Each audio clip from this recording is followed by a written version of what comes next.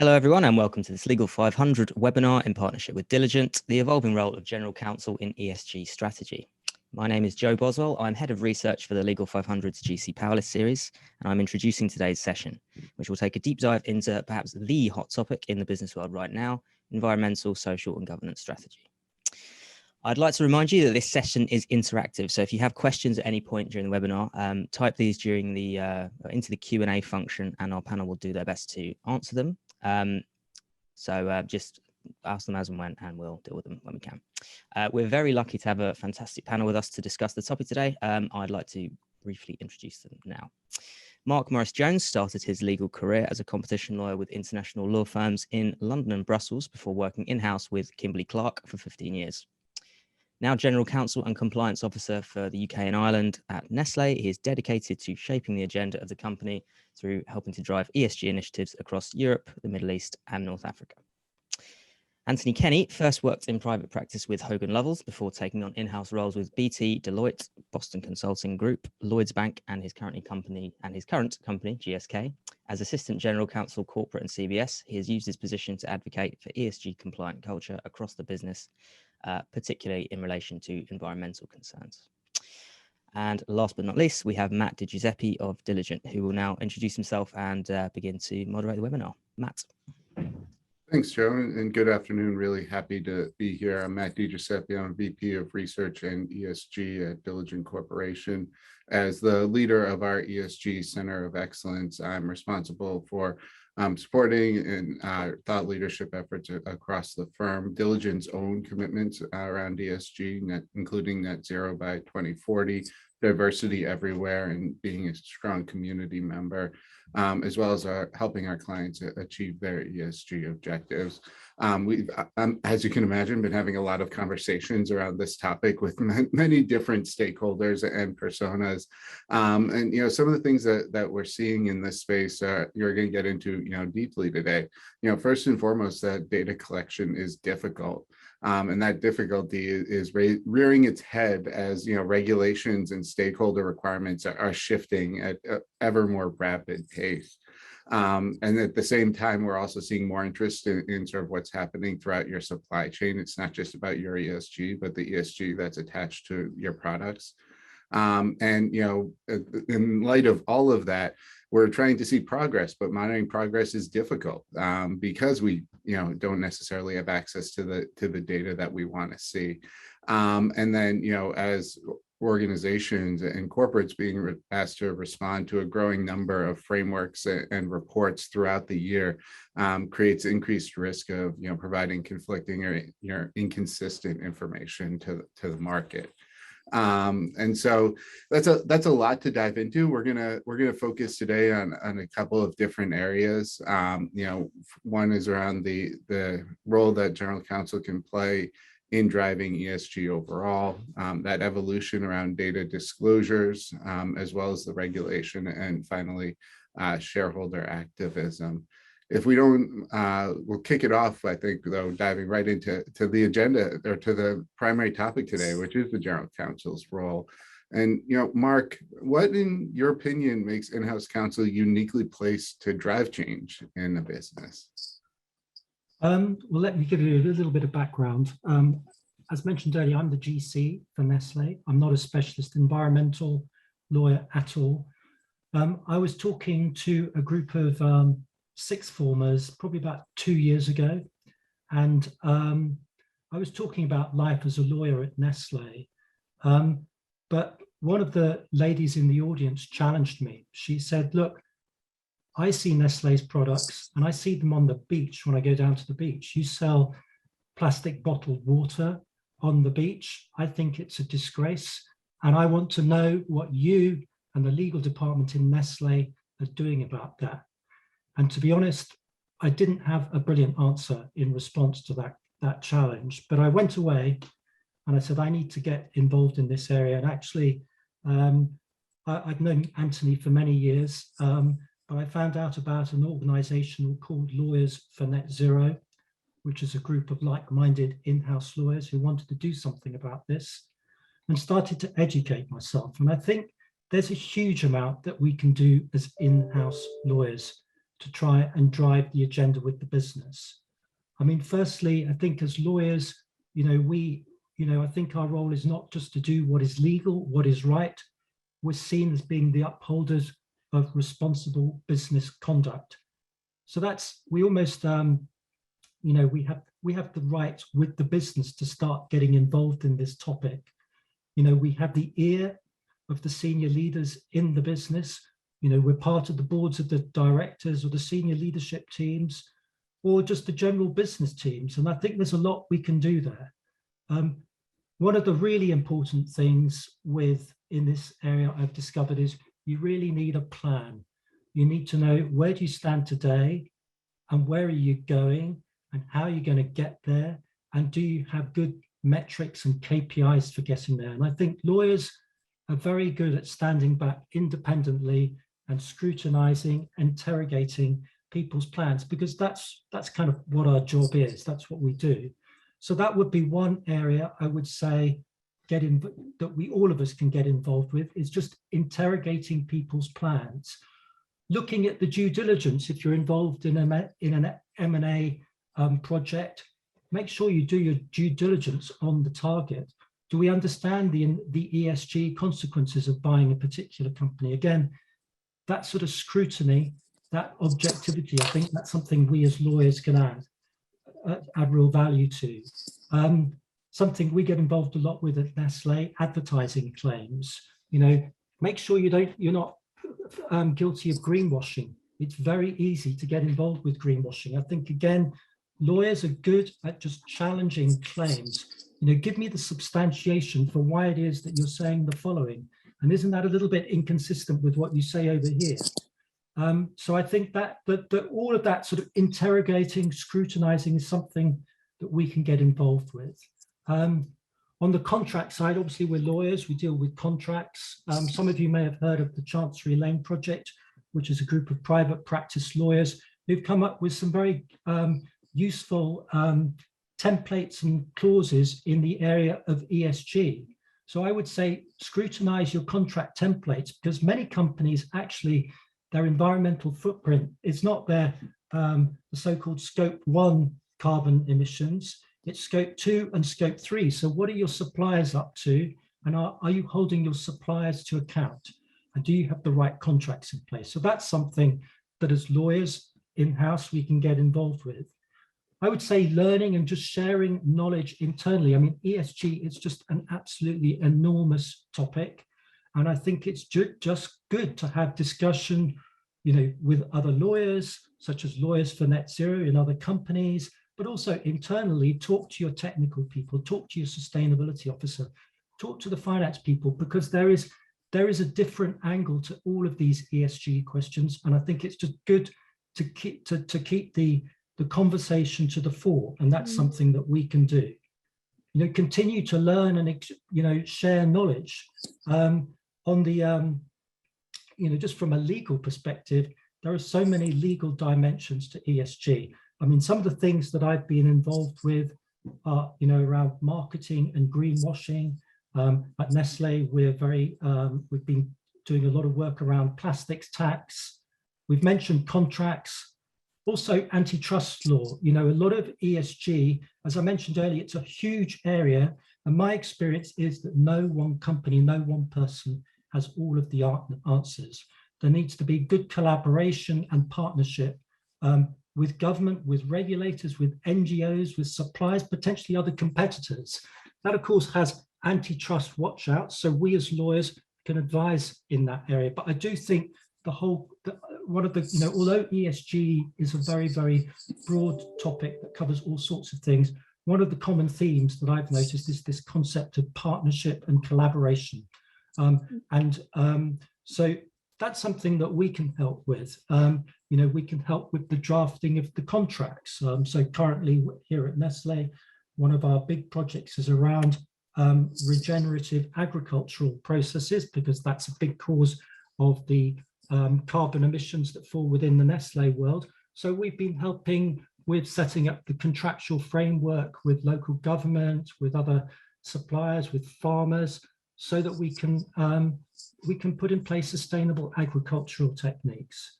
So there's that, what I call the pure legal work, and that's huge. Then I think also externally, I think you can have a lot of conversations internally, but externally, it's important to talk about this as well. And you can do that through articles, presentations. Also, something we get quite heavily involved with at Nestle is advocacy, starting to influence the shaping of legislation. I mean, this is an area where there are new laws popping up every single day almost. It's difficult to keep up. But it's a challenge for the legislators as well. So, you know, I think one of the things that we as lawyers can do is ensure that legislation coming down the road is good legislation and fair legislation. So that's just a quick run through some of the things I think that, you know, we as in-house lawyers can do, but I do think we have a unique position to add some value here. Yeah, no, I certainly agree with you there on the scope and the opportunity and the unique position. It reminds me of one of those things, everybody out there is looking for an ESG expert, right? But no such person exists. The umbrella is far too broad for there to be someone that can raise their hand and say, I'm the ESG expert. But it does bring me back, you might not know this, I'm a recovering institutional investor.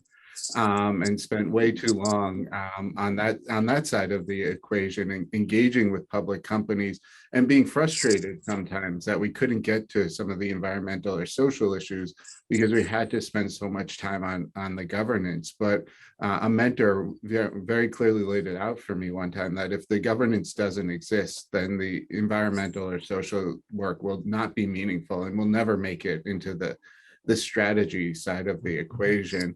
And Anthony, I think you agree with me because in a recent interview, you spoke about the increased focus on corporate governance, thanks to high profile disasters like Carillion. You know, what do you think this means for the role of the general counsel? I think Mark, you know, laid out really nicely sort of the role in establishing sound governance practices being important. Yeah, so I mean, I was feverishly, if I look over onto my right, it's because I'm right-handed, and I was feverishly making notes of, in addition to what I wanted to say, there was loads of good content that Mark kind of said there, which I'll kind of link back into. But absolutely, I think governance is a key part of ESG. And as Mark said a couple of times, it's a big, broad topic covering a range of things, you know, from the topic of the moment, which is climate change, but that is just one aspect of this. And of course, you know, human rights, labor rights is another big part of this, as is inclusion and diversity, and we could go on. And yeah, governance is an important part of that. How are you going to embed the relevant policies that you need to drive these issues within your business? How are you going to develop them, suitable policies for your business in the first place through the right forum? And also, they're a good way to demonstrate that you are achieving your goals. You are taking these things seriously, and you know, some of that still is within the gift of us. You know, is in terms of voluntary codes, but increasingly in this space, a lot is becoming mandatory. You look at something like, again, I'll just move slightly away from climate change, albeit that is the big topic of the day. Modern Slavery Act. It's kind of, you know, now. It's within your gift to say what you want to say, but I think increasingly that's going to be, and indeed, as Modern Slavery Act goes around the world and other similar legislation, is becoming more mandatory and more expectation of what you're going to say.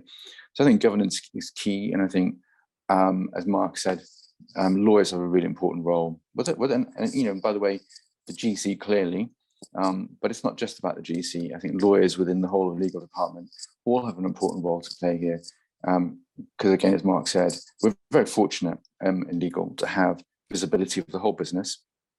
But also we have, you know, very fortunate, and I'll give it a plug as well, lawyers through organizations like Lawyers for Net Zero, but also through our law firm networks, increasingly who are focusing on this. They update us. They are producing some good content. We've got, you know, the Law Society as well, you know, the IBA. We've got lots of really good institutions focusing on this topic, producing great content, and we have access to that. So we have a great way of getting ourselves up to speed on all these issues to then bring that to the business and help shape and form the appropriate governance and appropriate policies, and to keep up with our peers, to get ahead of our peers if we so desire, and to help each other. I think, again, as Mark said a couple of times, I think what's exciting about this space is there does seem to be a lot of collaboration going on, not just within sectors, but across sectors. And I hope that continues. Collaboration between us and our external counsel, collaboration within the in-house community, collaboration within the external legal community. I think it's fantastic. And I say long may it continue. And Mark mentioned the Transfer Lane project, absolutely a great initiative. And if you haven't got involved in that, look at that. But also things like the B Corporation, thought there. And so that's a great initiative to track and follow and get involved as if you can. But also I think there's also all of this is driving an increased discussion around purpose-led business. What is that? And also drives the continued debate. We've had it for a number of years, but I think more focus on it. The business partner guardian of the lawyer in business. Are we the guardian? Are we kind of gets into ethics, and again, all fantastic debates we should continue.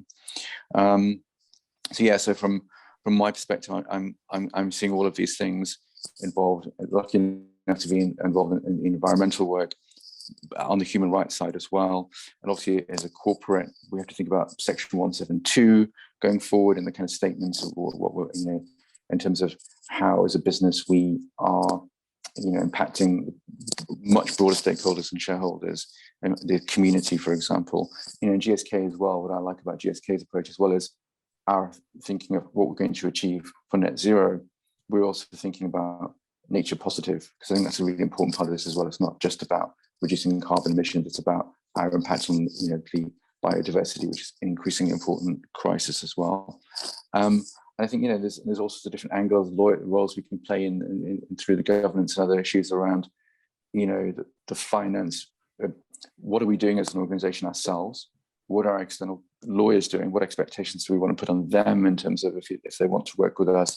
What are they doing? What client bases do they have? And what are they doing as a business? But also, I think the finance community as well, because we are, how is our pension fund set up? What are they investing in? But also, we have to be ready for the fact when we go get finance, as an organization now, they're going to be increasingly looking at us and saying, well, what are you doing? If you want to get some funding for a bond issue or whatever, the investment community will be looking at us to say, well, what are you doing? And I think as Mark touched upon again as well, M&A, I think it's still quite new to think in these terms, but I think increasingly would be an important part of due diligence to look at each other and say, if we're going to be either forming a joint venture or we're going to be buying or selling, we need to be really concerned, looking at the profile we've created and our create.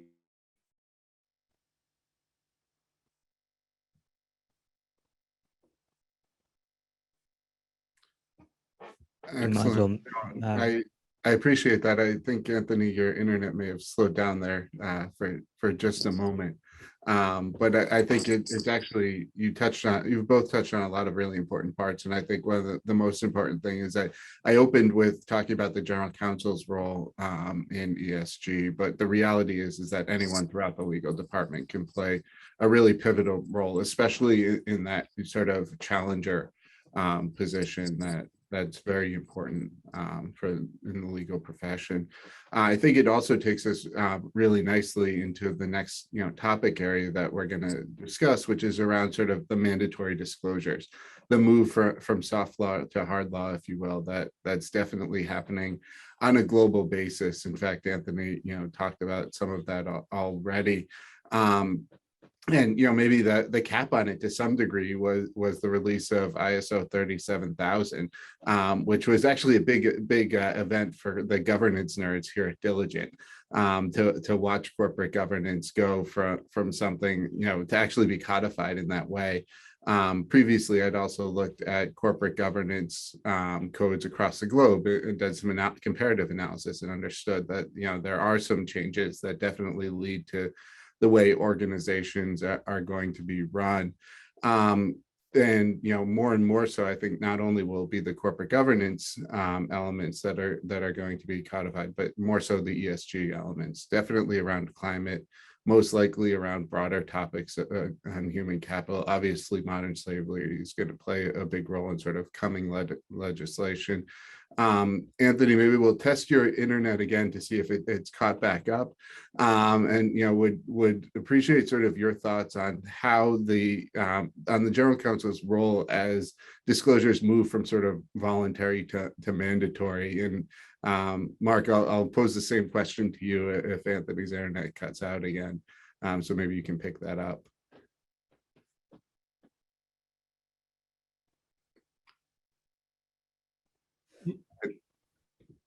Anthony, you're on mute.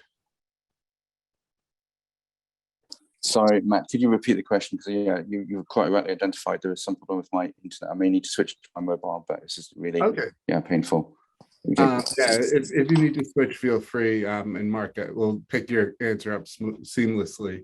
But the question is, what's the general counsel's role, and how do you think about the? Okay, I'm going to switch.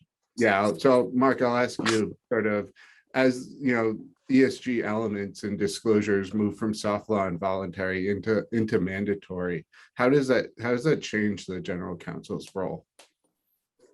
Well, I think we already touched on it a little bit. I mean, I think we are moving more to mandatory sustainability reports, and I think we need to be really, really careful about the whole area of greenwashing and the representations we're making to investors and the society in general, because it can be massively damaging, I think, if you make mistakes in the sorts of representations you make. So I think the role of general counsel is to make sure that we properly interrogate any kind of statement that we're making to the public, any kind of promises, and make sure that they're completely objectively justifiable, and that we can never be held to be greenwashing or misleading investors.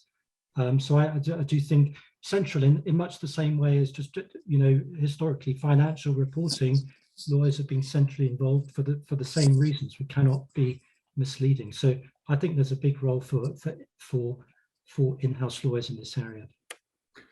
Do you think there's a potential for it to have a chilling effect on sort of on ESG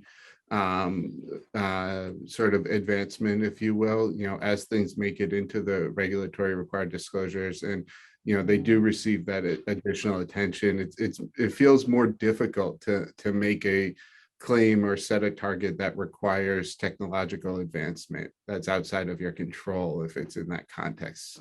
Well, I think you've obviously got to be very careful about what you're claiming, but I think society generally is looking for companies to do something in this area. So, in my own world, and I mentioned the example of, plastics, up until a few years ago, we at Nestle were, scrutinized by NGO groups such as Greenpeace for what we were doing with plastic, and it caused a certain amount of disruption, but it wasn't part of the general conversation, I would say. But I think more recently, it's, people have started to talk about it, and I mentioned my own personal experience of that. But I think the big change was, people will remember the David Attenborough program from a few years ago. That was very impactful, and suddenly what was something that was being talked about by certain NGO groups, specialist groups, suddenly became part of everyday conversation.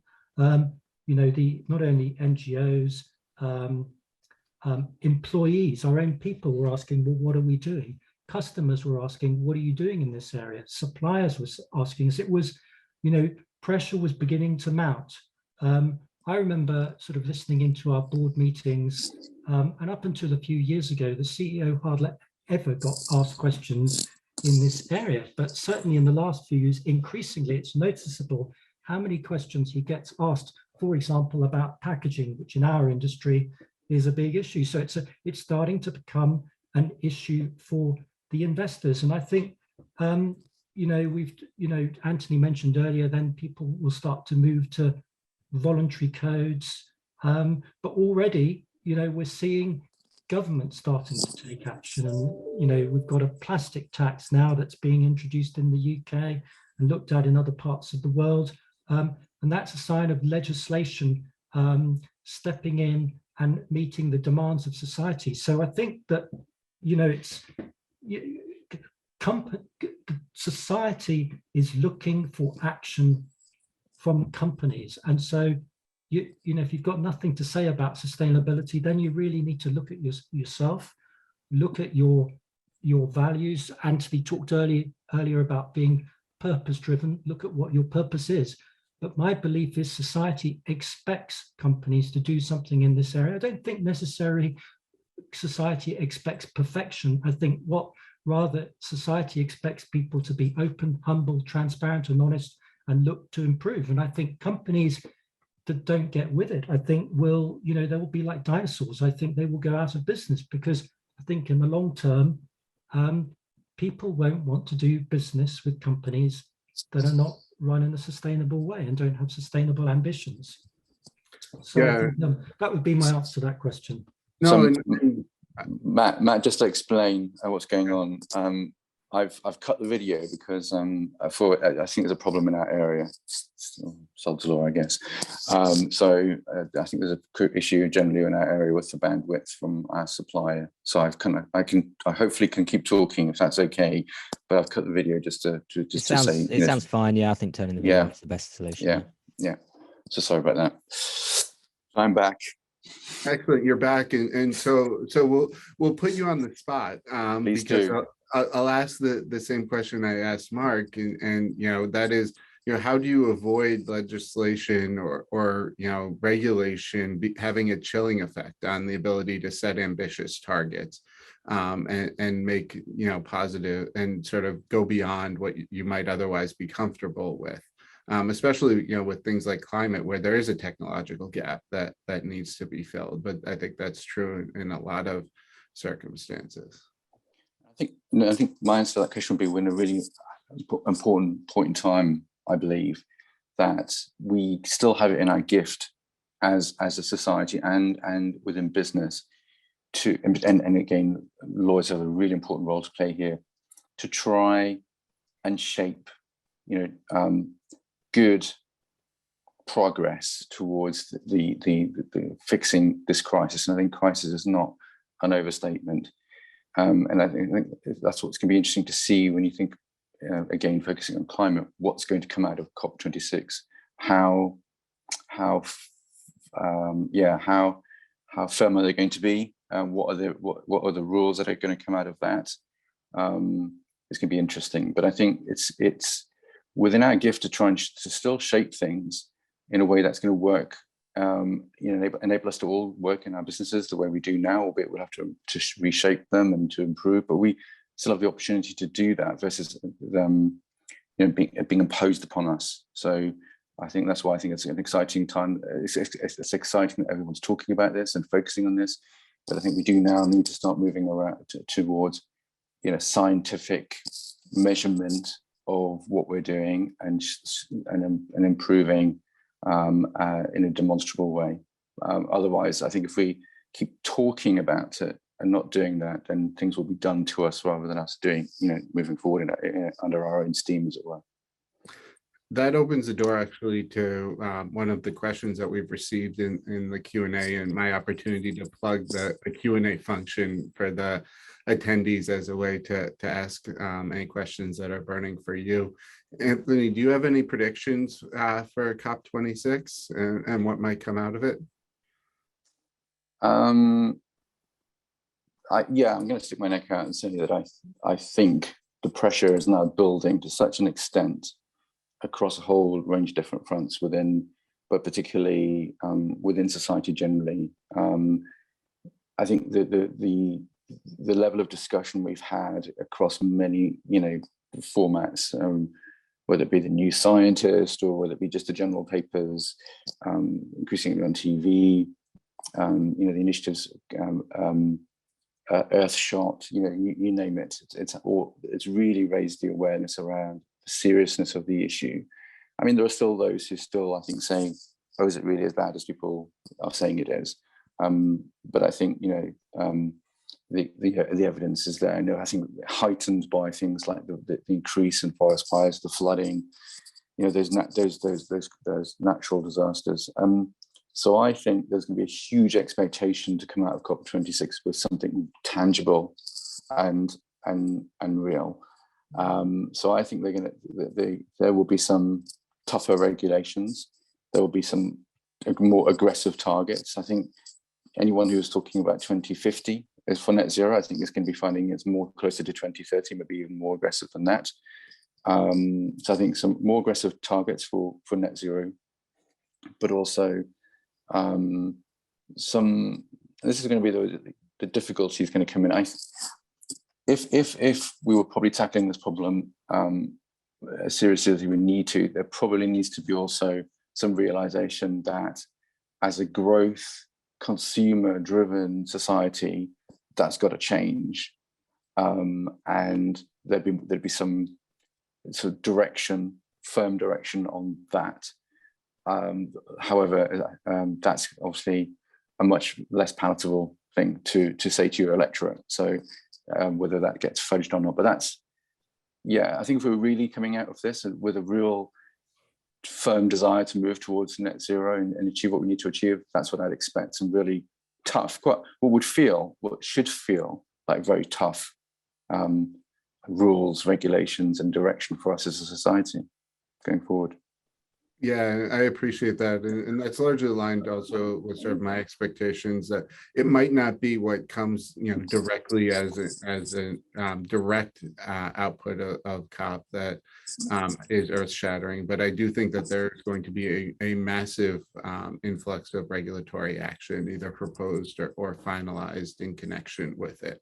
And it provides a nice opportunity for, on a global scale, regulators and legislators to take action, to your point, that is very much needed.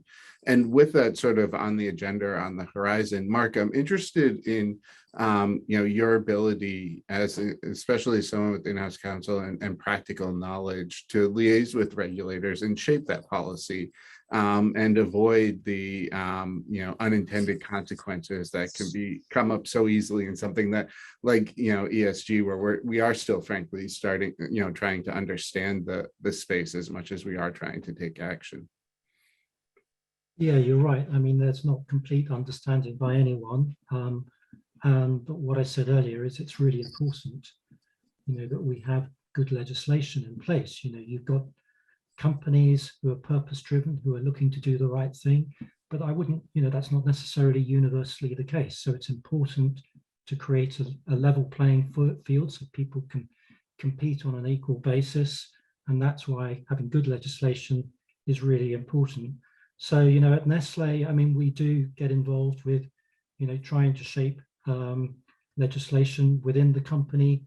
We have a government relations team, we have technical teams who we talk to, and we get involved in lots of government consultations, either directly or sometimes we might go via trade associations or law firms. But there's a whole plethora of initiatives coming down the road, both at the UK, also the EU level in this area. And so we try and get involved as much as possible to steer things in the way that we feel makes sense.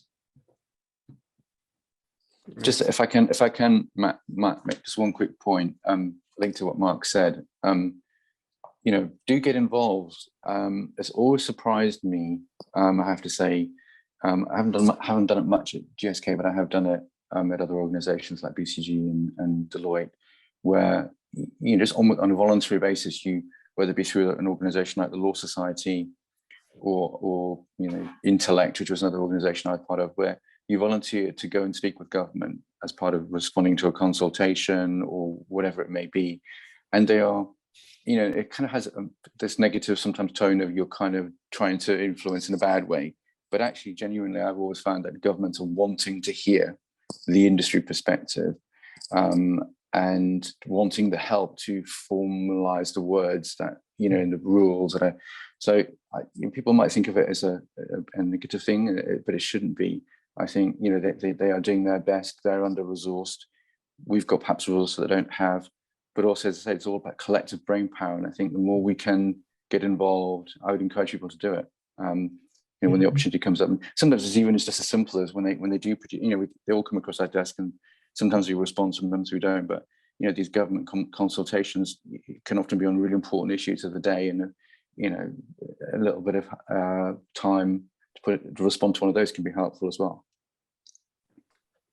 For sure. And it is important to shape the external landscape. It's equally as important to shape your internal landscape. And I think there are a lot of attendees today that are interested in what you've learned in your careers about shaping that internal conversation and driving education around ESG more broadly throughout the organization, because I think that's one area where folks are still struggling, maybe especially in the smaller and mid-sized companies, around getting the board on board or getting executive management involved or integrating these into the strategy. I think it was Mark, you mentioned sort of the concept of understanding the ESG implications of M&A feels like it's something everyone should do, but frankly is probably something very few companies do.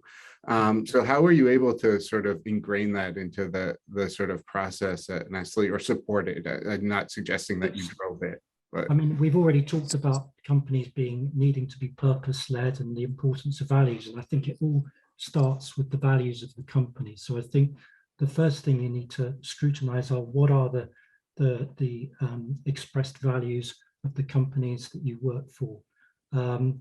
And then I think, and it all starts with that, because if you don't have the right values at the core, if you're not a purpose-driven business, the danger is everything else will be window dressing. You may talk a good talk, but if you don't really believe it, it will never be meaningful. So I think it's really important to scrutinize the values. And that's important too for the investor community. If you're starting to make significant investments to meet sustainable objectives, you need to be able to demonstrate that it's worth it to the investors. So if you've already got those values in place, that's a much easier sell, I would say, to the investors. In terms of what I've mentioned already, is it's really important to be ready to challenge. It's important to have a culture of openness and transparency where people are not defensive.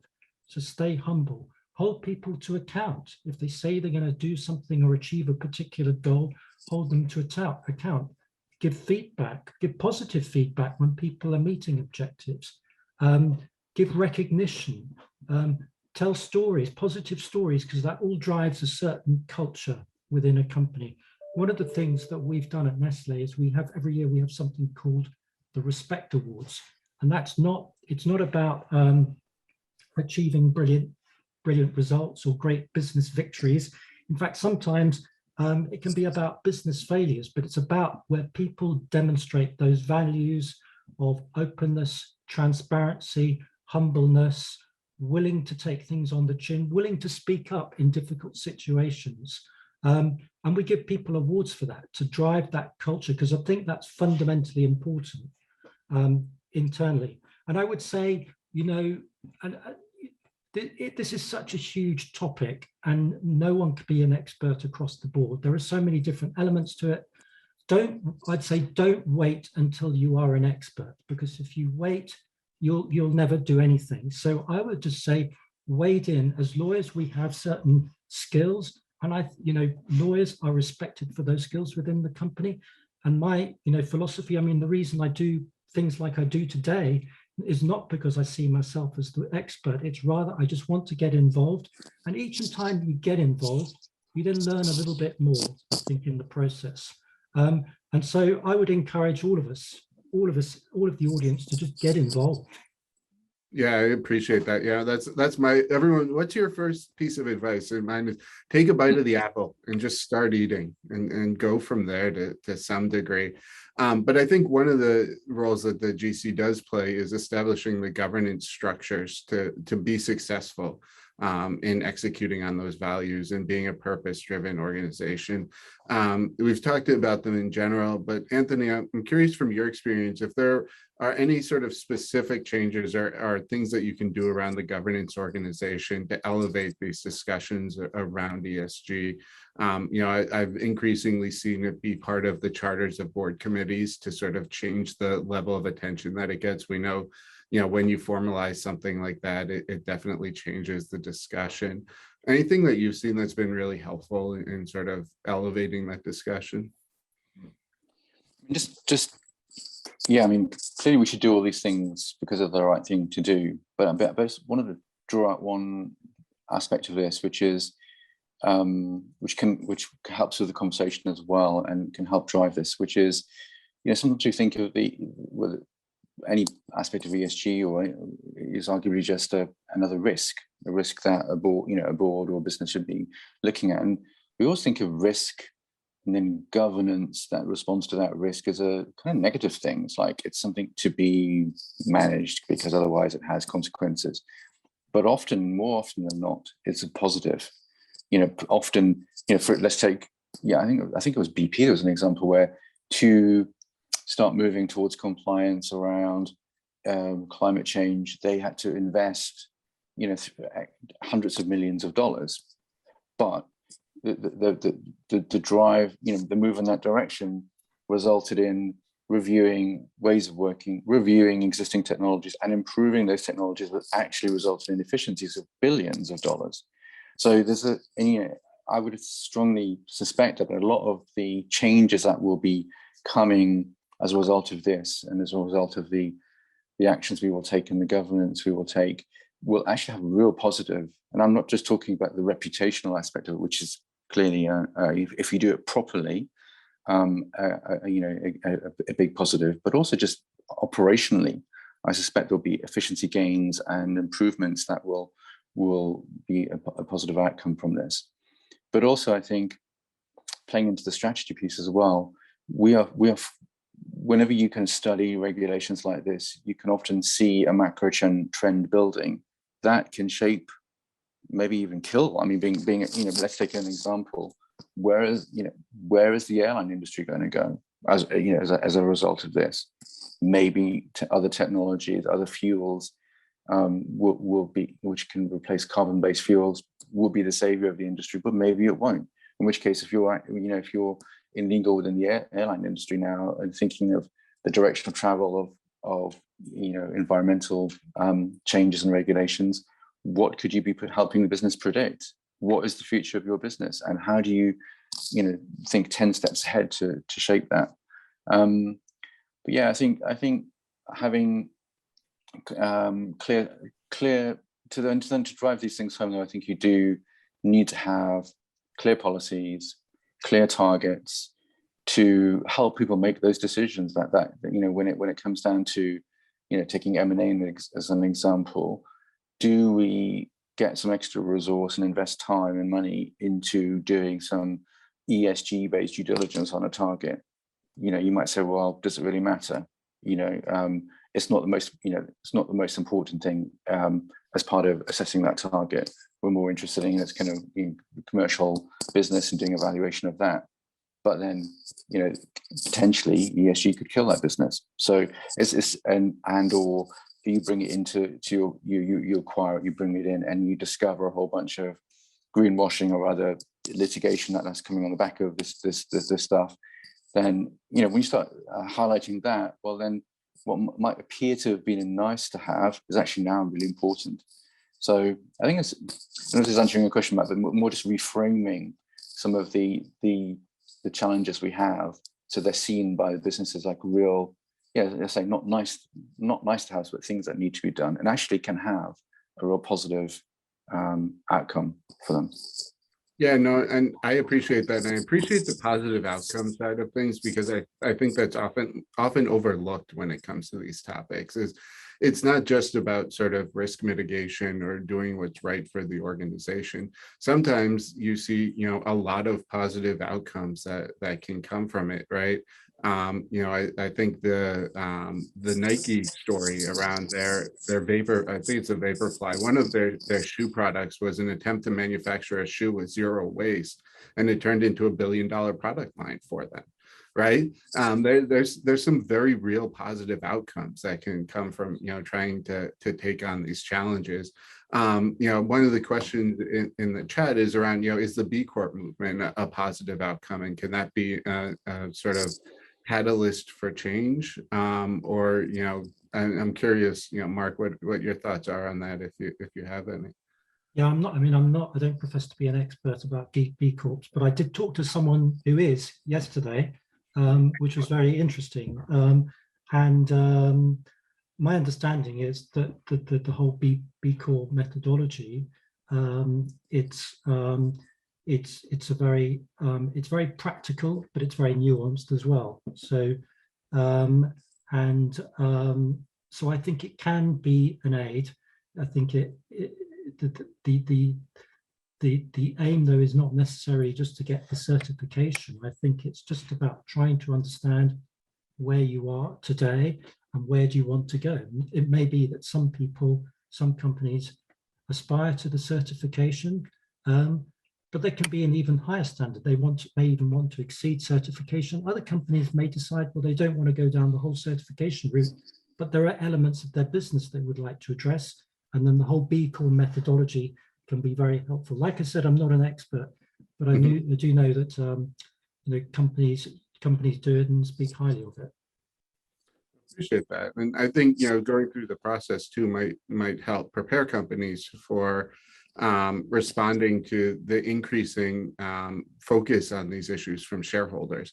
I confess to being a recovering institutional investor earlier, and did watch this go from something where I felt like I was constantly prodding companies to pay attention to this topic, to one where all of a sudden over the past couple of years able to have a very real dialogue around sort of that link between these topics and strategy, which is really where the discussion needs to go, right? It's not just about providing information and data to the market, or as both of you have said today, just saying the right thing. It's about how do you do it, and how does it translate into sort of the day-to-day operations of the business. Mark, I'm curious, do you think we've sort of hit peak shareholder activism on this topic? Do you think there are ways that shareholders could push differently, or is there more coming? I think there's more. I mean, it's inevitable there's more company. I mean, we're in a, we're facing an existential crisis as a planet. And I think the activity you see is a reflection of that. I think until we see, until we get to the point where we can say we no longer face a crisis, I only see more and more stakeholder activity. And I think that, we're going to be seeing, more and more legislation in this area. I think that the whole reporting element is going to increase. We talked about sustainability reports. People are going to be reading those and holding companies to account.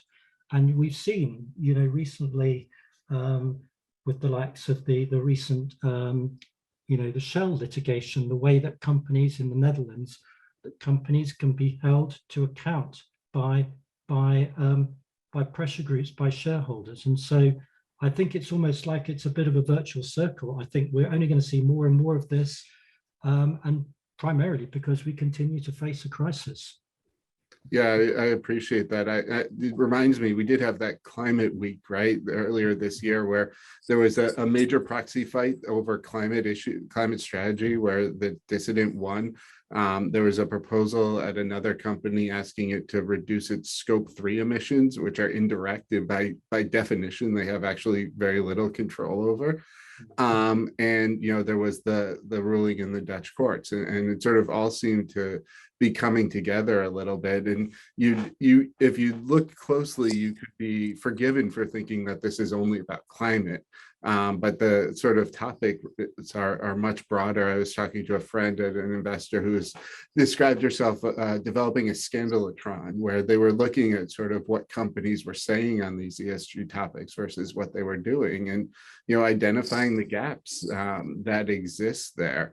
And I think it does open up to a lot of dialogue. Anthony, I'm curious, if you have any thoughts on how, shareholder activism might evolve in the future. Yeah, I think because when I look at the space as well, I think of the potential for shareholder activism, because there's multiple stakeholders, in this space, Matt. I mean, you've got the shareholders and the shareholder activism. You've got the hedge funds and maybe kind of short selling certain stock if they feel they're not performing in the right way. The NGO community is increasingly vocal. Employees, the plaintiffs' bar as well. There's been a line of cases putting more seeking, not yet quite getting there, but getting very, very close to that, kind of breaking that barrier that's been there for a while between the parent and the subsidiary. Because again, I think the rationale being, if you, as the parent who is getting the benefit from the increased share price of saying you're doing all these wonderful things, then if your subsidiary in kind of Nigeria or Brazil is misbehaving from an environmental human rights perspective, then why should you not be held to account? So I think there's a lot of happening, and I think to Mark's point and to your point, I think increasingly the shareholder activism will be a part of that. I think we're only really at the beginning of it now. I think because, again, linked to social media, I think there's less room for people to hide anymore. There's more discussed on social media. Things are very quickly drawn out. Any greenwashing is, your publicly recorded public opinion will have a view. And if that view is such that, as we saw with again linked into shareholder activism, you've also got now increasingly legal funded litigation. As you saw the Volkswagen kind of emission scandal. So there's a lot of stakeholders out there who are potentially going to jump on something if it's not being done properly. So it's an increasing risk, I think, for us all to be mindful of. I think when it comes to shareholders too, this is one area where the globe gets very small in terms of the impact of regulation. And that's something that can be overlooked quite easily. Front of mind for me is, the new EU SFDR, Sustainable Financial Disclosure Regulation, right? Which affects any financial participant that wants to sell product in the EU, right? But it then impacts every company that they are invested in. So just because it's an EU regulation, if a legal in general wants to sell product in the EU that invests in UK companies, they're going to need the data from the UK companies in order to be able to meet those regulatory requirements. And so whether or not it's one of those you can't escape the test sort of situations. How do you see the General Counsel's role in balancing sort of that regulatory arbitrage that's going to exist as shareholders try to meet sort of their own obligations by demanding ever more from companies that might not even be sort of core to your regulatory environment? Well, I mean, I would hope that the legal community, hopefully spearheaded by the General Counsel community, would, because without wanting to come across as being, big corporation moaning about the regulatory environment, I think in this space, particularly, there is a real risk of multiple jurisdictions attacking the problem from different angles, all well-intentioned, but if you're a global company, as we already have on various fronts at the moment, having to comply with multiple different regulations. And so what would be really nice is, as a community, we are able to try and really forcefully say on behalf of our businesses, we all want to achieve the goal of let's focus on climate again, of getting to net zero within a certain period of time, and then we're dealing with this existential crisis. However, let's all globally agree about how that's going to be. What are the key things we need to focus on and measure? And let's focus on those. What data do you as the authorities need? And let's agree what that is. And let's try and have we might never get to a universal system, but it shouldn't be a competition between the European Union and US and China as to what's the best way of doing this, and then a company struggling to do its best to as you say, find that balance between, because as you already have with something like data protection, all you can do with a global policy is try and get something that's broadly compliant with everybody. You can't tick every single box of every single regulation. That's going to be, it's almost impossible sometimes. But on this such an important issue, it'd be really great if the international community could get a unified code or a unified kind of set of criteria, regulations, whatever it is they're looking for, which would help us manage our business, help our businesses manage towards that. And as I say, I think in this transition period, I think lawyers and GCs have a role to play to drive that discussion towards that, that universal code, if so will. Yeah, appreciate that, Mark. I'll come to you in a second, but I will make a final call for any questions. The participants today have been really great and interactive. I've tried to get to all the questions that I could catch while leading a great discussion, but please take a moment if there's anything that's left open. Mark, I'm curious if there's anything you'd add to Sir Anthony's view on the global environment. I mean, not really. I mean, other than to just add what I said earlier, I think companies, we do have the opportunity to shape regulations around the world. I appreciate I work for a very big company, Nestle, but I think everybody can get involved in shaping the legislation in their own jurisdiction. So I think that's something that we can do to come up with good regulation that makes sense, and ideally, if not completely uniform, at least relatively consistent across the globe. Yeah, and I think that the consistency is one element that drives me to a question around sort of how technology can help with getting the right ESG approach for a company. And I think this is one area where technology can actually play a very big role in exposing the right data to understand the risks and opportunities that exist. Too much today is sort of around the ESG data focused on that annual disclosure, whether it's a sustainability report or some other function. It's thought of as a reporting sort of exercise, if you will. And what I think we've heard from Mark and Anthony today is that when done right, and when you sort of raise to the moment, you need to treat it as part of the strategy and part of the operating stance of the company, which means that you do need to have data available more than once a year, and can look for technology options that will replace those spreadsheets that back so much of the sustainability disclosure that happens today, especially when it moves into that regulatory environment and you need to put the governance around that data that we've talked to today. We're just about at time, so I'm going to ask the panelists if they have any closing thoughts or advice to folks that they can take away and an action they might be able to take today to improve either themselves or their company. I'll start with you, Anthony, and then go to Mark.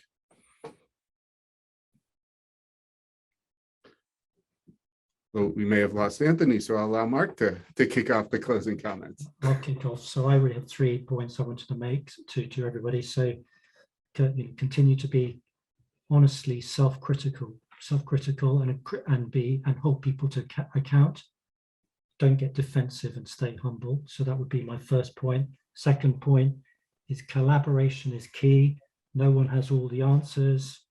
And number 3, don't wait until you're an expert. Just get out there. Appreciate that. I think that given that we've lost Anthony is a great place to close the program. I do want to say thank you to everybody for attending. I hope you've learned something today. And I certainly agree with Mark holistically on that last point. Don't wait till you're an expert. Just start taking action. Thanks a lot, everyone. We will see you next time. Hope you found this informative. Yeah, and thanks to our panelists for making it such an interesting discussion.